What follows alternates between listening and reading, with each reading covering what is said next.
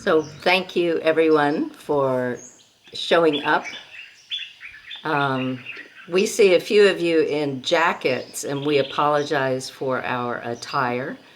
To those of you who have any sense of wanting to be in the tropics. And a few people have said, is this a fake Zoom background?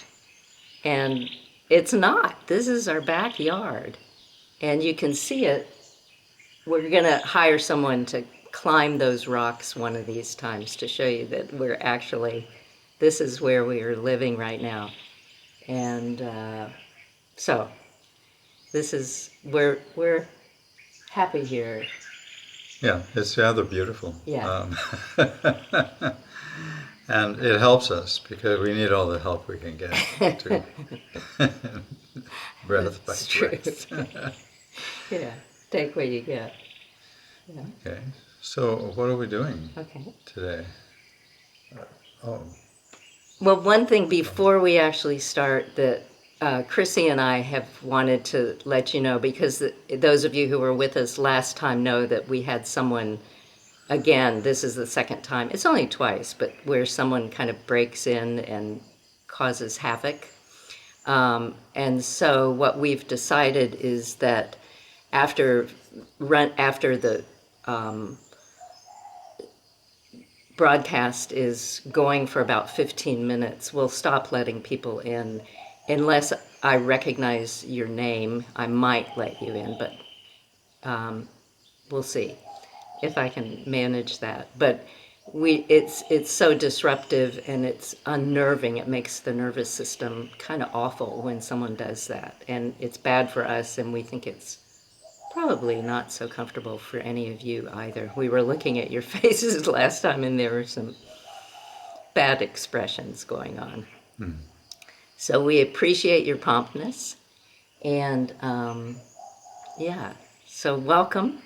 And you know, every month as we start to decide, okay, it's time to come up with another topic for these talks, what we're aiming at is trying to find topics that are relevant for the times, relevant for those of us who are practicing yoga or practicing meditation, practicing pranayama, practicing being nice, and looking at sort of the traditions of how the Eastern traditions really support us in the times that we're in, which seem to be some of the most troubled times, certainly that Richard and I have experienced in our lives.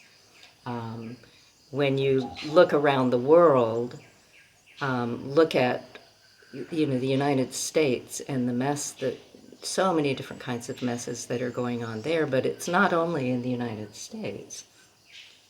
it's everywhere. Yeah. And we came up with this particular idea of looking at, we're working on a book about what is happiness and how do you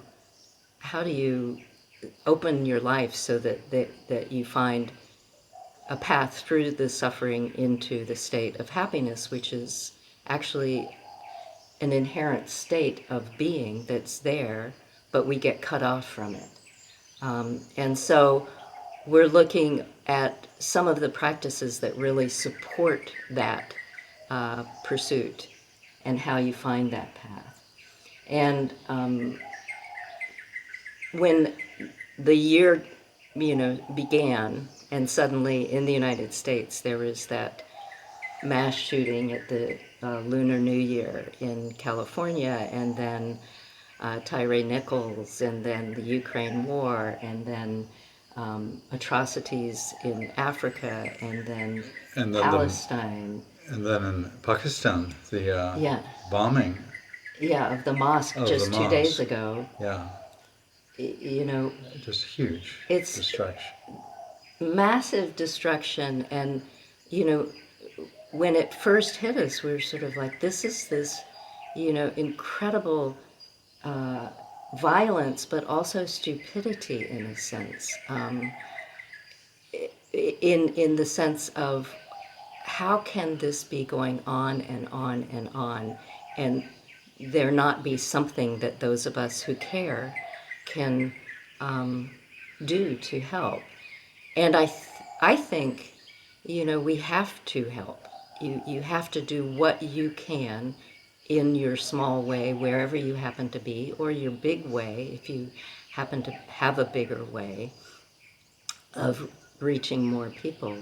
Like, what can you actually do to make a difference? Because it is the capacity to make a small difference that then impacts the little, small group that you have around you, or a larger group, and then those people who've been impacted impact their small group. And so it's like this sort of infestation of goodness that starts to be this ground that begins to be developed. So a real thing during these periods of difficulty is to not lose hope, and to not lose a sense of humor, and to not lose connection with one another, to be able to talk about the difficulties that you might be having, or the differences of opinion that might be driving some of the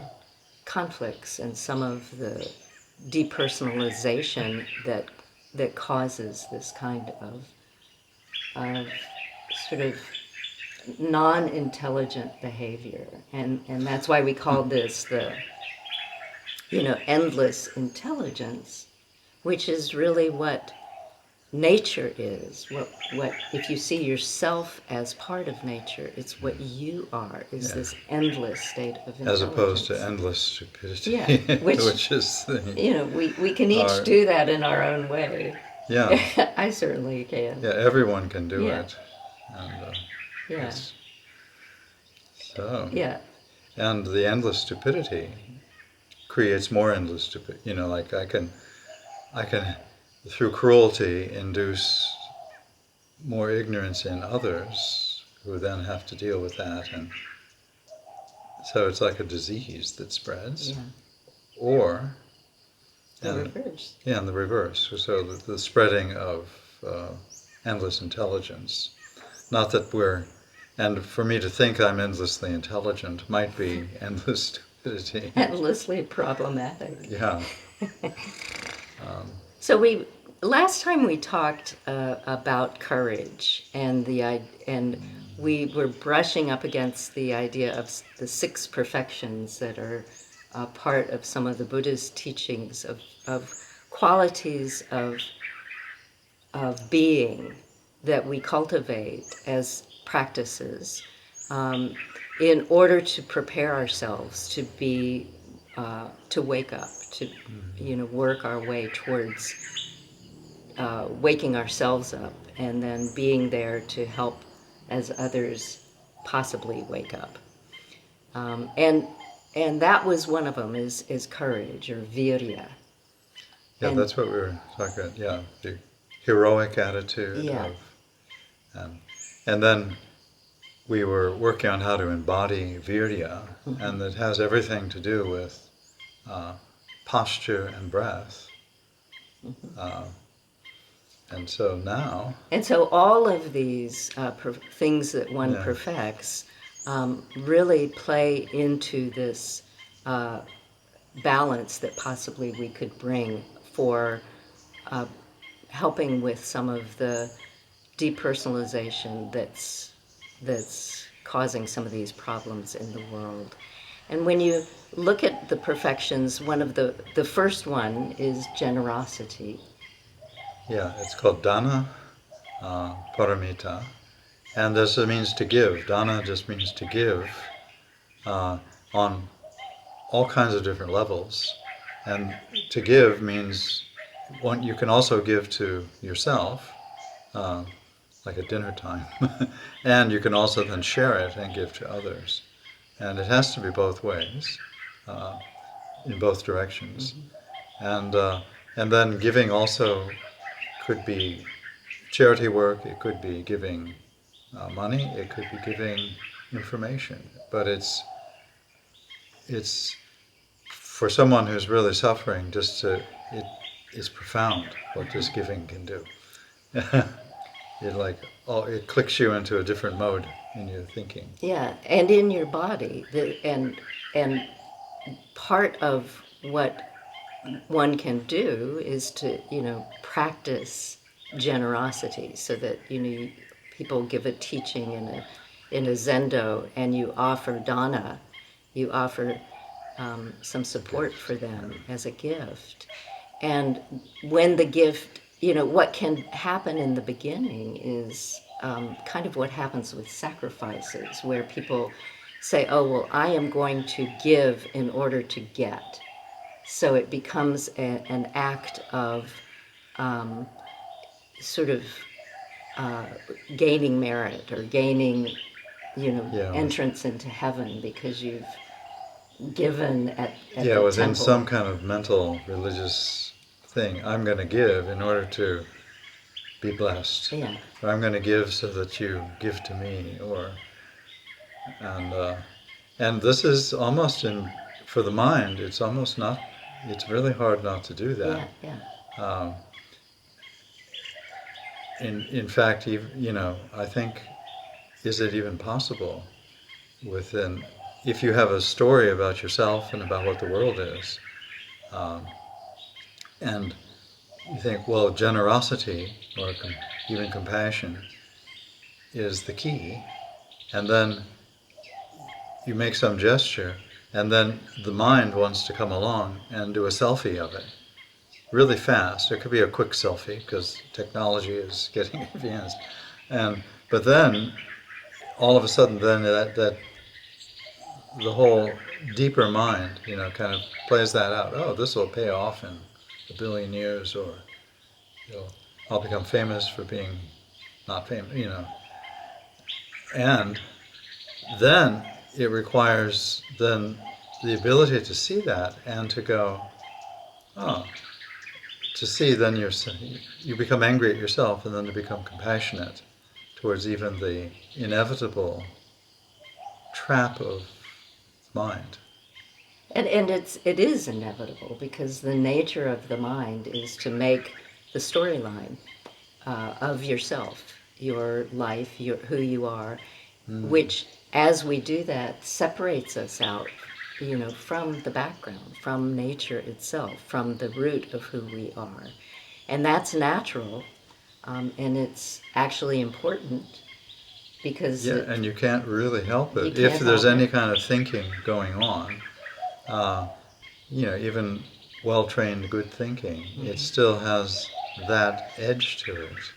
And even in nature, as we, look out at other creatures, they all got, this separateness. Yeah. As we listen to insects and birds and bees and everything, they all have this reflex, which is the ego, and that keeps them as living organisms. Yeah. Otherwise, they just decompose and they're compost. With I am all one, which means you're compost. Okay. So, And what a situation. Yeah, but then we have, through practice, even if the way you start doing something like being generous is to say, oh, well, I'm supposed to be generous, or I'm supposed to give at the temple or the church, or at, to whomever. Even if you start with the simple physical act of doing that, or the mental act of doing that, it's like any of the practices that we do, where you are sort of priming your whole system to both take that action, make that effort, but also to set yourself up to deepen that. Because what you notice is, occasionally when you are generous, you actually connect with whatever it is you're being generous with. Like, even if it's just taking a bug out of the sink and carrying it outdoors and seeing its little face do this in panic and then relief as you let it outside. There's this, if you pay attention to what's going on in your own heart, in your own body, yeah, in your own sensation patterns, Yeah. your own prana, it's pretty profound. Just that, even when you tip the bistro at the coffee shop, that's just that little bit of, it's just a flash of connection that everyone experiences. and you notice that feeling when there is a sense of sincerity in what you're doing, and you notice that it's not there if you're just saying, oh, thank you very much, and not really meaning it. So it's not a bad thing to practice saying thank you. In fact, it's a very good habit to get into. But it is something that you start noticing actually feeds you as well as the person you're being generous with. And so then with the embodied sense of sort of fullness and spaciousness that is created with that kind of generosity, the motivations change, and you really start listening to who that person is before you, or what that situation is before you. And so really one of the most generous things you can do is to truly show up in all sincerity and imperfection that you happen to be displaying in any given moment. And show up with sincerity and listen and see and interface with. And that teaches, that's part of, I think, what these practices teach us. Right. So let me review quickly. Yeah. There's 6 paramitas, Okay. and the first is dana, and then the second one is shila, which basically means discipline. It actually means a rock or something solid that supports, and that's practice. And then the third one, which is kshanti, which is not shanti. It's like shanti, but it's more. Kshanti is the ability to tolerate, to forgive, to really deal with the most difficult levels of craziness in others, or meanness, or hatred in yourself and others. And this is the one that where you're dealing with the real difficult things, is like the history of other beings and the history of your own things, the occasional rare mistake that you've made or done something stupid. And then after that is the virya that we did, which is the courage of, the courage of embodiment. And then you get meditation, or dhyana, and then finally you get pragya, or wisdom. And all of these things in their perfection are actually the final one. Pragya is the word for insight, for wisdom, for enlightenment. Pragyaparamita. For non-stupidity. Non-stupidity, or Yeah. what was that term? Endless intelligence, Yeah. rather than endless stupidity. Yeah. But endless intelligence kind of digests the endless stupidity rather than tries to get rid of it. It uses it. Yeah, because it's a natural byproduct of being human, is to be endlessly stupid at times. And so how to cultivate generosity, how to cultivate patience, and what patience or tolerance actually means, and thinking about how to look at those in everyday terms. Yeah. Well, I'm thinking of, again, a story that you've probably had to suffer through, that I've told a few times. And that's the sage or the Muni, named Narada, and he's a great character. And there's so many stories in different traditions and different cults, because everybody likes Narada because he's actually them. So you are Narada, and he gets into big trouble. He makes big mistakes, and he has also become extremely close to his beloved, who is Vishnu or Narayan, or the actual truth. And so, and there's the story I've told is that Narada has this ability to travel from the abode of Narayan or Vishnu, which we eventually, in mythology, you think, oh, it's probably many light years away. So it probably takes some time to get there and to then zoom back and to the scene. But it turns out that, according to the teachings which Narada is helping to transmit, Narayan is actually his own heart. And the metaphor of the two birds sitting in a tree, one is your ego function, and you're sitting in the tree of the body and the mind, and you're just like eating the fruits, which are, some fruits are good and some are bad, and but all engaged with all of the thoughts and emotions you're having. And then the other bird, which is his best friend, is just sitting there and watching. And that's just pure awareness, which is pragya, which is also Vishnu or Narayan. And they're right there. So right now there's a whole part of you which is just watching. And your mind, the active mind, will make a vision or an image, a myth. Oh, Vishnu looks like this. He's got a crown and he's got 4 arms. Or she, is very beautiful and has this fantastic clothing. And that's a stereotype. That's yeah. We'll try to cut that part. Yeah, I'm trying to get updated.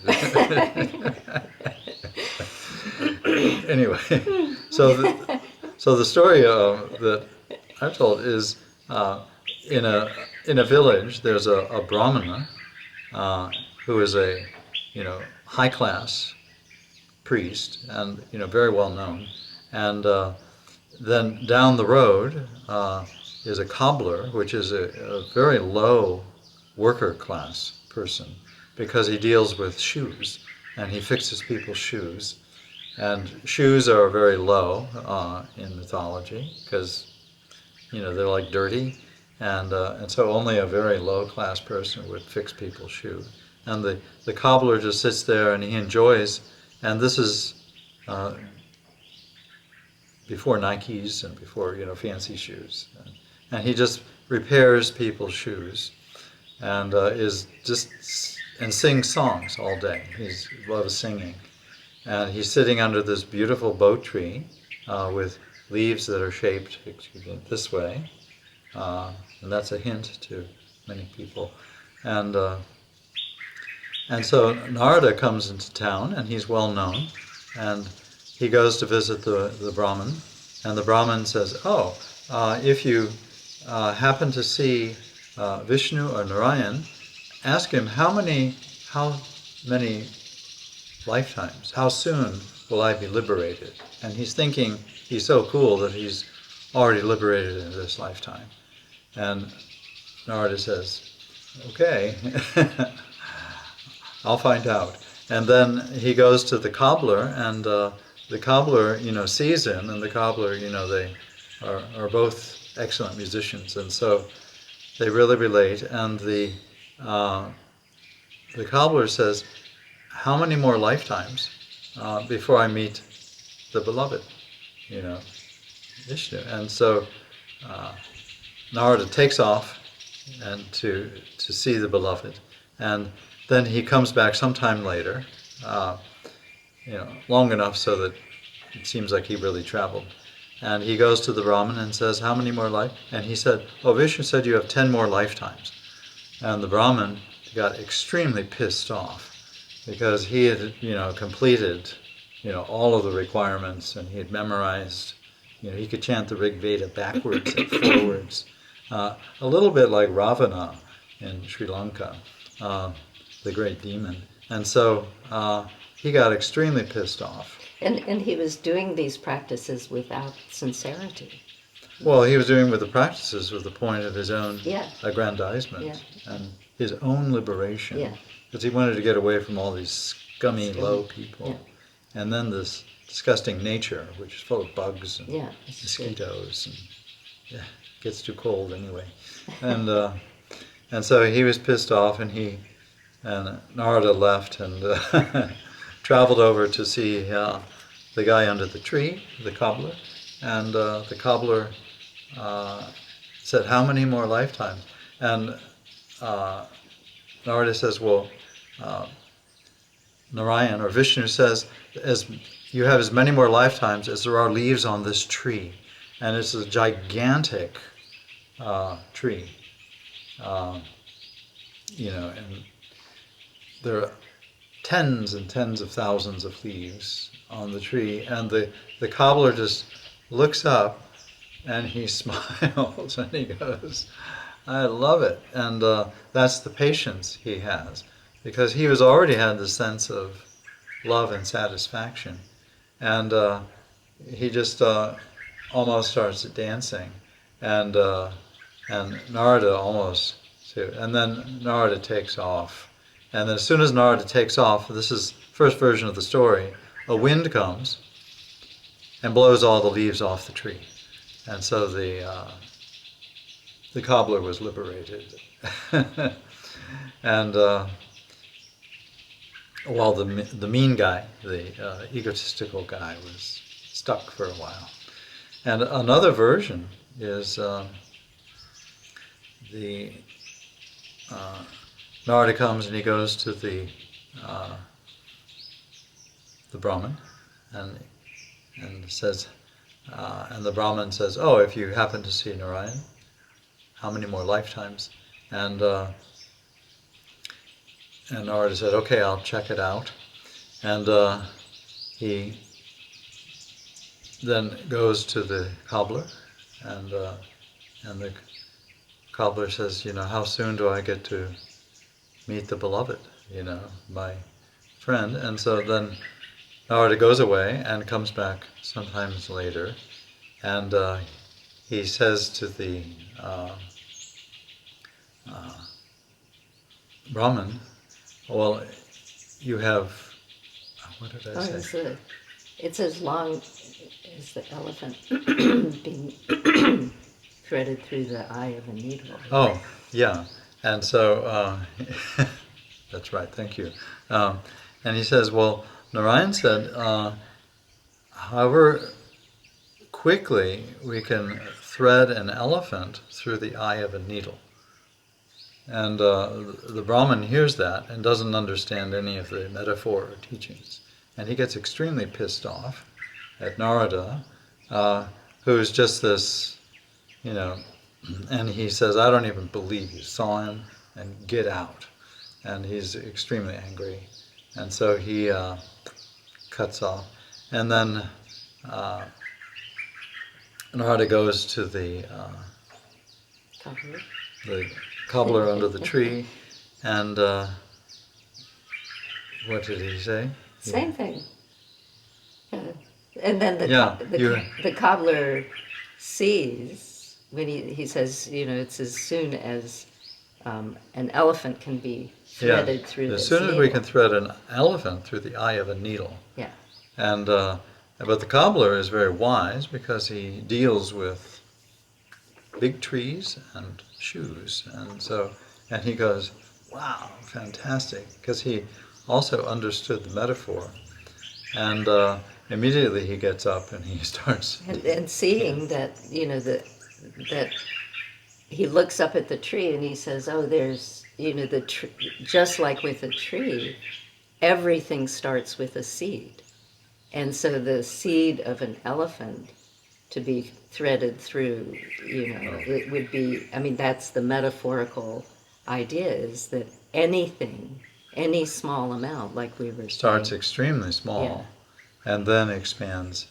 And so he was aware that in the present moment, this tree is producing thousands and thousands of seeds, even though the tree Yeah, it is is massive. absolutely, it's one of the biggest trees you can get. And so, how to thread that through the eye of a needle. And so, he got the metaphor, and he was extremely pleased. Yeah. And so, and the teaching was that, uh, yeah, he's willing to wait forever, if necessary, to see the beloved. And so, what happened then is that, again, the cobbler gets up and he dances, and of course the wind always comes and blows the leaves off the tree, because the cobbler is essentially enlightened already, Yeah. because he's seeking. And it's, these stories are so wonderful because it's, as we were saying at the beginning of this, that, so much of this anger and confusion and dehumanization, that it's not only our time in history, it's gone on forever, but so much of this is really dependent on this idea of separateness and of not being able to see the interconnected little nature of every action that you take, every step that you take, every and the fact that that wisdom is already part of you. You just have these obstacles in the path that are blocking it from manifesting, that you have happiness within you and love and compassion. They're part of what it means to be, to be part of nature. So when you have stopped seeing yourself as part of a bigger picture, and when your own picture of self becomes so dominant, Separate, yeah. then you're often running into this field where you just are stomping on happiness and kindness and patience and enlightenment, as if it's just some sort of weed or some sort of bug. You're not even noticing what the real thing you're possibly looking for is. Yeah, which, as they say, which is right in front of your eyes. And so, And really, this is what in the Yoga Sutra is talked about as discriminating awareness, being able to have discriminating awareness and how to develop that, which I think is like in the second chapter, something like Viveka Kyatihi, like 26 or 27 in the right, second chapter. Viveka. And so the requirement of Kshanti, which is the third of the paramitas, which is not the same as Shanti, but Kshanti is this ability to, it's often translated as tolerance or fortitude, but it's the bit to endure compassionately. Mm-hmm. And so having this insight into the fact that it's already wonderful, even in its current state, corrects your perception of it. And so I think of the paramitas, the Kshanti is the third one. Mm-hmm. And then it leads on. But all of them ultimately are this pragya, or insight. Mm-hmm. And so the insight is seen through the endless patience of seeing, wow, it's already, even my pathetic state, if I can see it clearly, uh, with this ability to see with great patience. So kshanti is often translated as patience. Then it's quite sweet. So you Yeah. take those, the idea of generosity and the idea of patience, and you know, there are ways to cultivate those capacities within yourself. And just like we've talked about sometimes with metta practice, where you're practicing being, um, you know, being compassionate, that once you practice those things for a while, they become embodied, they become part of who you are, and they go to deeper levels. And that's, we've been talking the last couple of weeks about discriminating awareness in this same way, where you look at what is, you know, what is the process of discriminating awareness, which is waking up to what is right before your eyes, which is the one thing, as you always often say, is the one thing that's all of us have so much difficulty with. Oh, it's seeing right in front of the eyes. Yeah. And And, and particularly when we're dealing with difficult people or our own, when we turn that same problem inwards, we start to see, you know, and we all see, you know, when we're just as problematic in a way, or potentially as the people that on the external world annoy us. And so that's this third of the paramitas, kshanti, is that ability to see ourselves compassionately, to see our own ego function, and then others. And oftentimes it's, you know, when we first start, I just want to see those miserable people out there compassionately. And so here I am, I'm compassionate. And then with just a little bit of practice, you start to see, you see the process. you see the process. And, you know, you see that your absolute hatred or disgust with certain other beings, or even politicians or something, is really a reflection of that same quality in yourself. And so you're really not seeing other beings for who they are, including yourself. And As you're talking, I'm just remembering earlier this week, I think it was, we heard a quote from St. Francis, from Pope Francis. Not St. Francis yet. nice.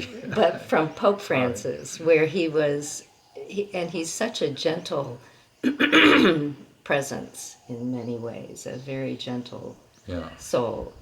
And he was talking about, you know, the way people speak badly of others. And when someone does that and speaks badly of you, which, you know, happens so much in this day and age, where there is just this complete lack of patience, where someone says something you disagree with, and there's this immediate response on social media or on Right, and we're always thinking, oh yeah, the response is online. yeah But it also happens in your own mind and in and your own neighborhood, yeah. or and he was just saying, you know, when people do that to me, he said it feels like, and what we loved about it was he was talking about it from an embodied perspective, and he said it, when people do that to me, it feels it feels like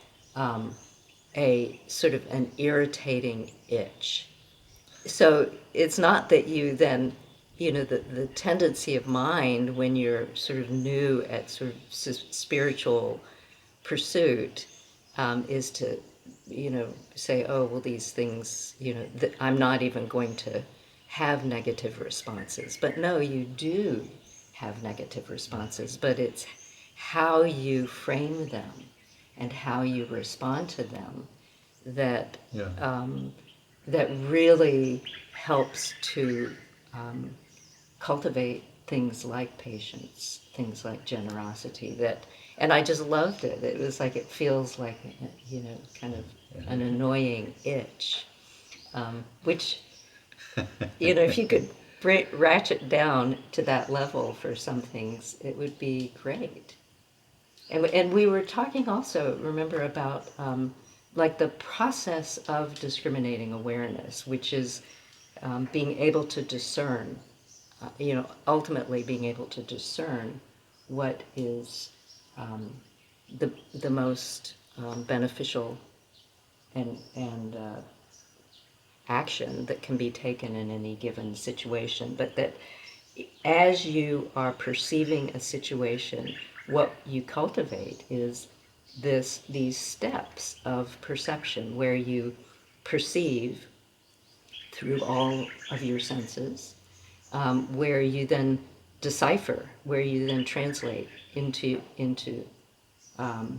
something that makes sense to you, what you have perceived, where you then make a conclusion about it, or draw an idea about it, and then from that you take action. Or which might be an inaction. Yeah. Which might You be an either inaction. do something, you don't do something. And then the most important part of that is then immediately you release it to look at the very next instant, if possible, um, to to then again start that process over where you're And that's the whole perceiving. basis in uh, traditional yoga is you abhyasa, meaning you've made something sacred, you practice it, with some kind of intention, and then, extremely important is vairagyam, you have to release it, and that way you can really see what it's made out of. And so a lot of people, they'll do the abhyasa without the vairagyam, or they won't let go of the fruit they were seeking, which was, world dominance or fame or something, or at least a good, even a good feeling in my nose, is I just I'll kill anybody to get a good feeling in my nose, and it's yeah, and so the practice then is through much practice, you're able to see the silliness of the mind, silly being emptiness of the mind, and yet use it, and then very quickly let it go. And then equally quickly start over. Yeah. That's So there's not an attachment to Yeah. like any of the mind's view. The mind says, oh, samadhi looks like this. The mind says enlightenment looks like this. But those are just pictures that the mind is. So those are all within the something to be observed rather than. And so with practice, it becomes a little bit faster.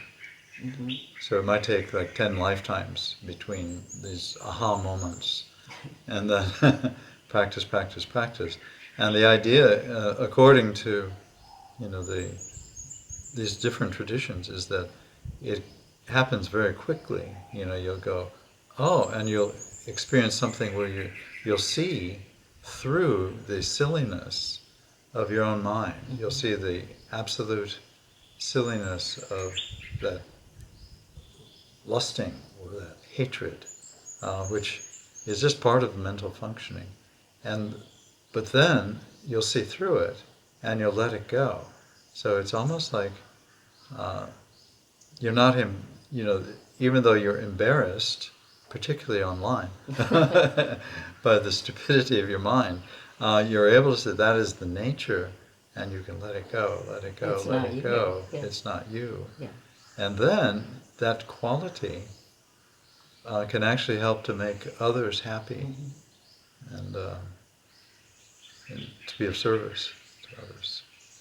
So we, And when you think of these teachings in context of the confusion and the fear and the depersonalization and displays of hatred that are going on in the world, you think of these, well, how do they even interface? And how can I take these teachings and not just go off into, like, climb up those rocks and go and hide in the cave, which might be something At some of certain us should times. do. We're heading out there later.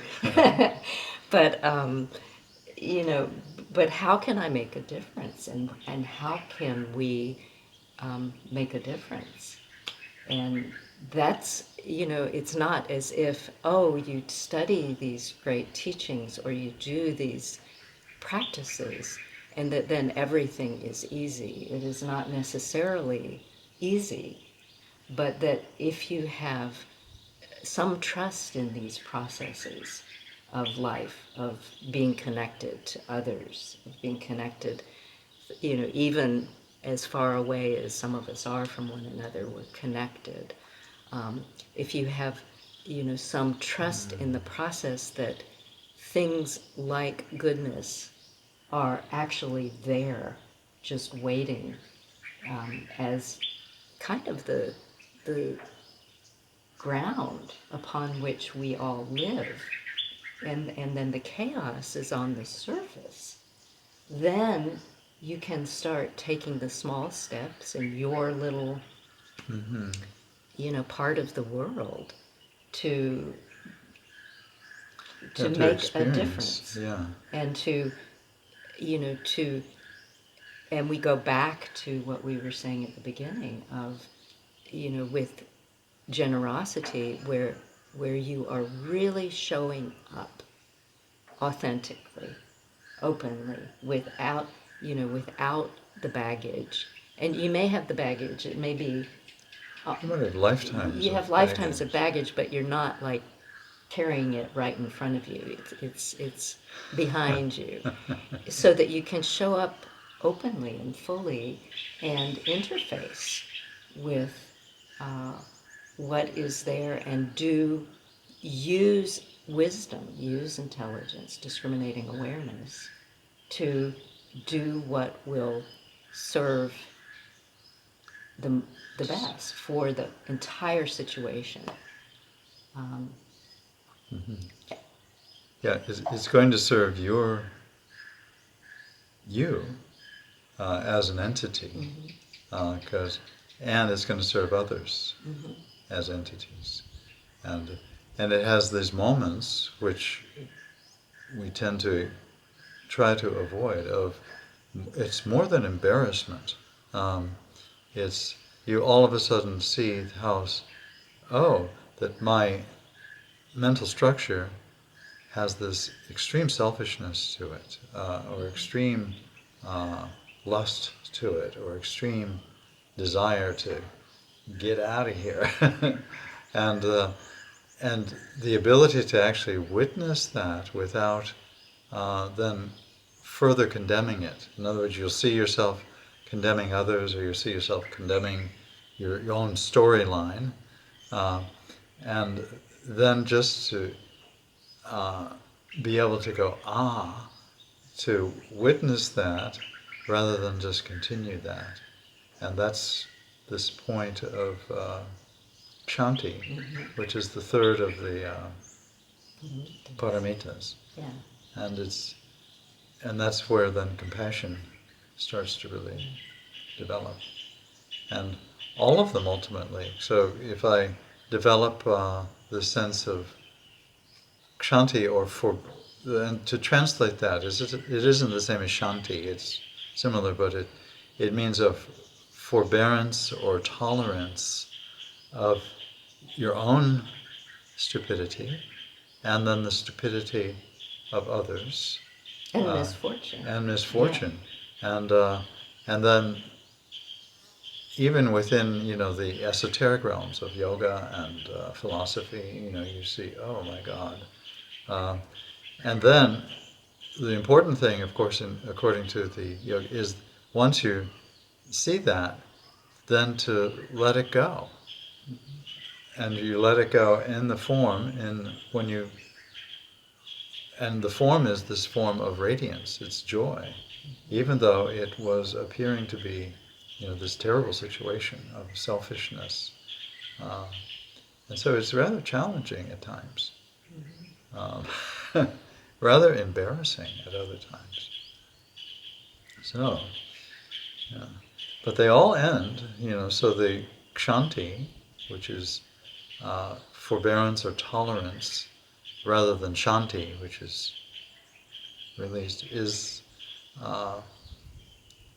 the essential compassion that then quickly becomes this pragya or wisdom. And we're working on it. It's, as we always do, this comes back around to practicing, and to, when you practice, to, that's a place to practice these things as well, with generosity and patience and introspection, noticing when you are doing things in a formulaic way, when you are doing things in a more organic way, and noticing the difference in the embodied experience when you do something that is authentic, that is with profound sincerity, with intention and motivation in alignment with one another, and to practice reminding yourself to pause just for a split second throughout the course of your day, to see, are you really feeling fully embodied and in a way that you're interfacing with the other in front of you, and with your environment and with your actions.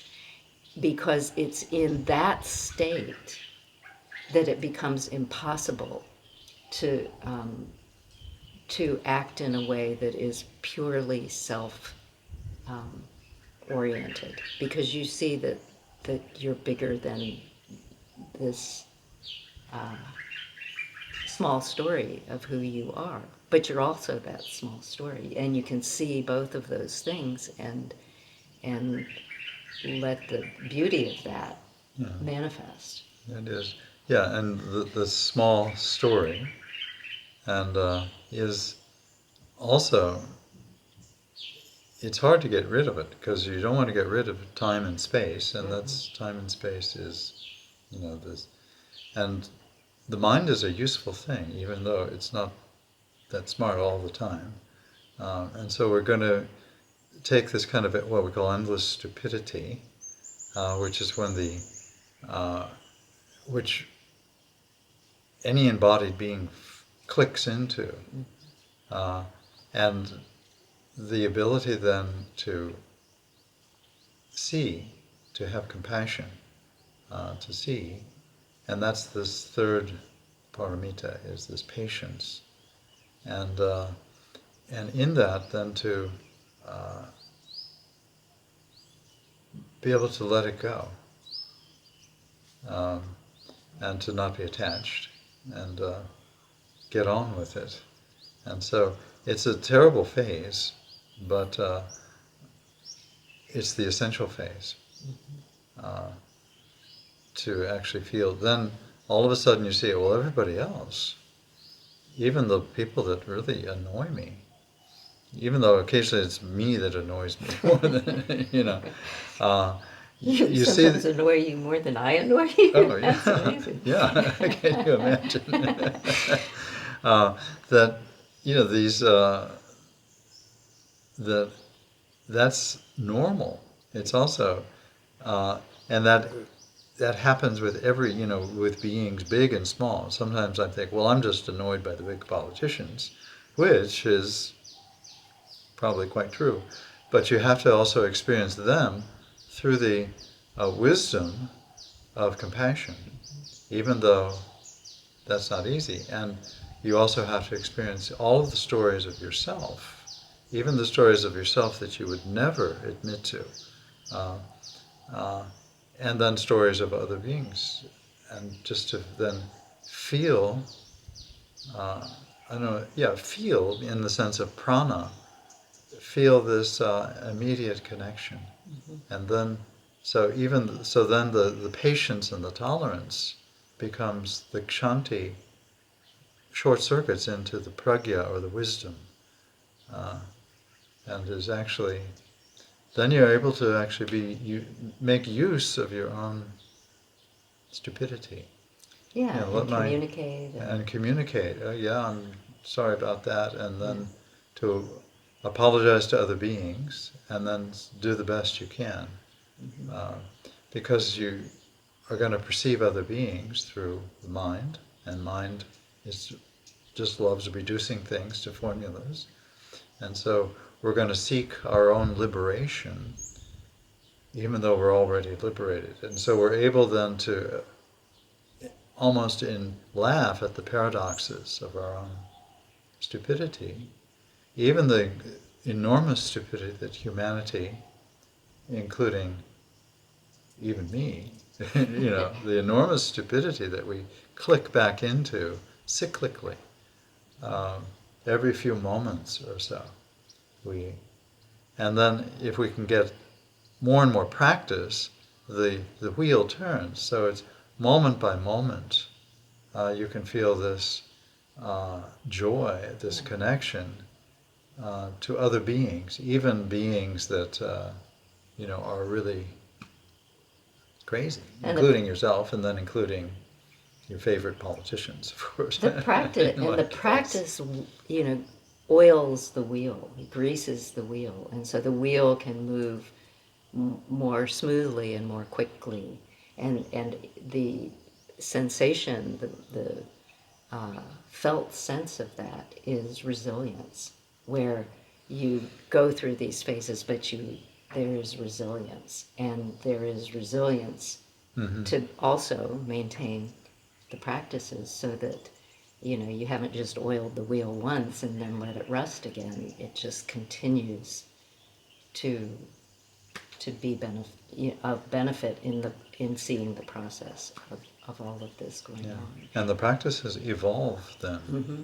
So And go more deeply. yeah, so I might start out with one kind of religious system, or that does it for a while, and then all of a sudden ego function kind of messes with it, and it no longer is an effective means, and so you're able then to see that and let it go, and so you And to see the obstacles, we're going on a little longer than we should as probably, always. but to see the obstacles that get in the way of you, either within the discriminating awareness process of, seeing and deciphering and discerning and letting go and picking it back up again, to see what obstacles like fear or actual distractions, like using your social media, or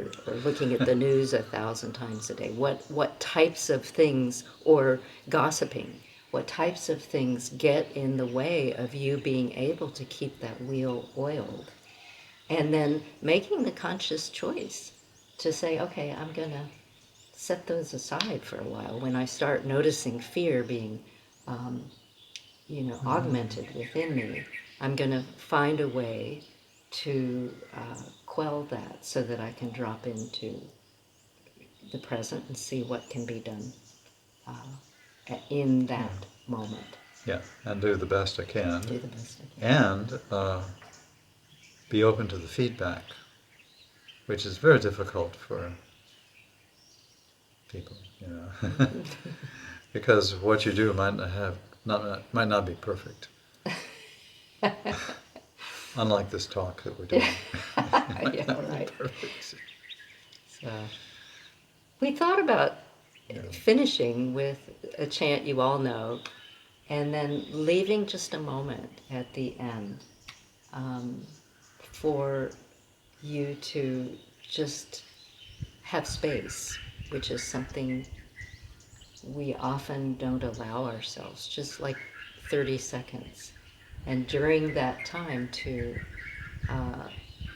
really reflect on these ideas of cultivating generosity, cultivating patience as ways of making a difference. Like, what are some actual ways that you can be more generous, that you can be more patient, More helpful. More helpful. Yeah, to actually.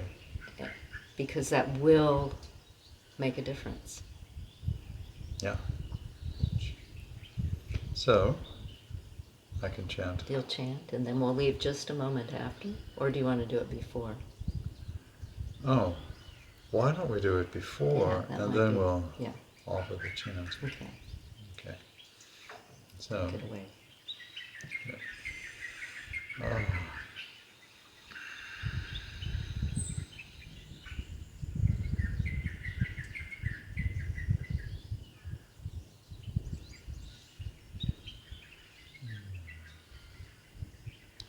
So we'll just feel the breathing, and that's just the air going in and out.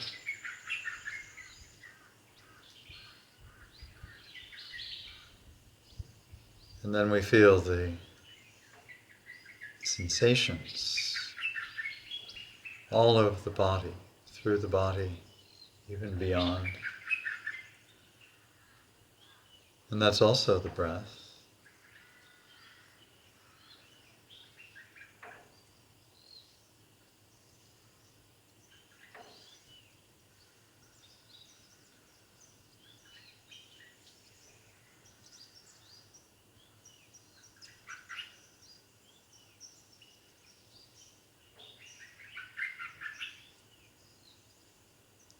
And for all beings, the breath is that immediate experience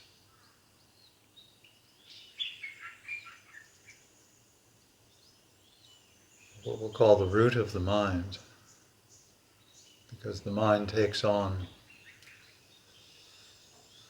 memory, perception, in relation to the sensation pattern, the breath patterns.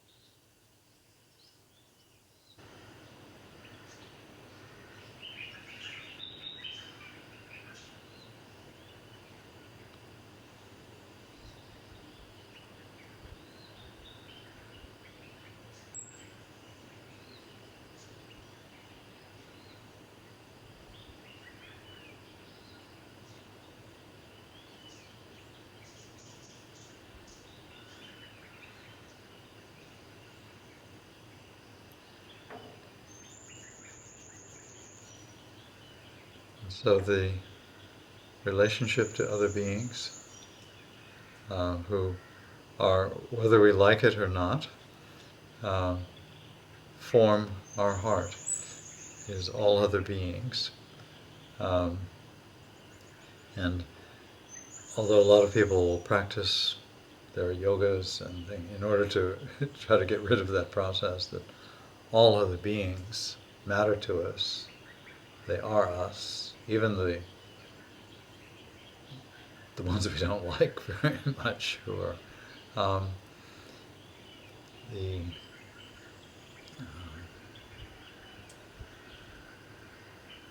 we'll do this simple Shantipat, which is a beautiful one in that it is simply dealing with relationship to other beings, including ourselves. Our different aspects of our own personalities are different beings, and so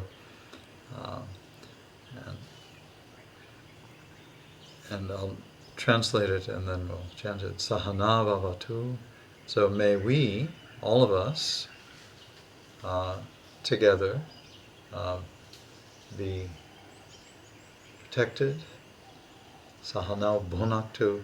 And may we all together be enjoy Uh, and so, or even thrive. May we be healthy together. May we thrive together. Sahaviryam karabhavate. And may we work together with great virya or courage. Tejasvinavadi tamastu. And may we study together, or may we inquire and really look together as to what we can do with great tejas or brilliance.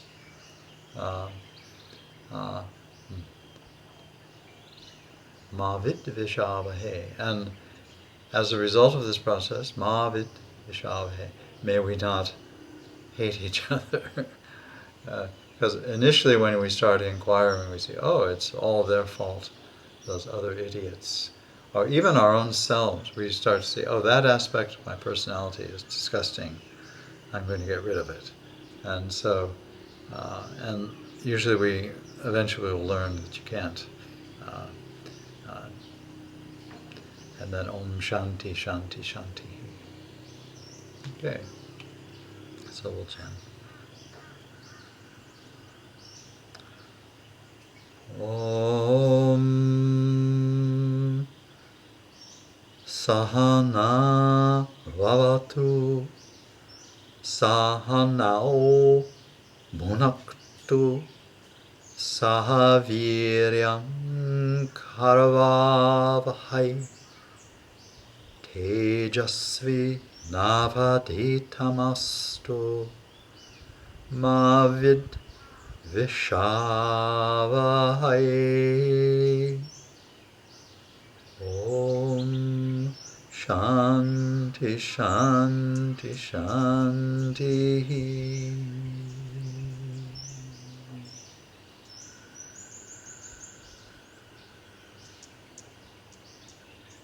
So, thank you to all of us, all beings, even ourselves, whoever that is.